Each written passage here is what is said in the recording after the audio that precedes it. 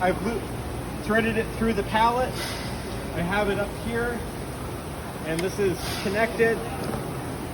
What I'm going to do is fold it back, fold this one back. You're going to want to have the two spiked, or the two ends facing up, and bring one around.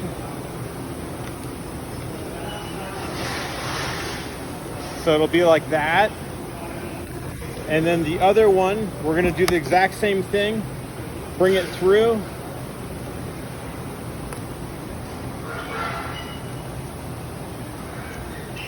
Try to keep them balanced. And then you're just gonna pull it tight.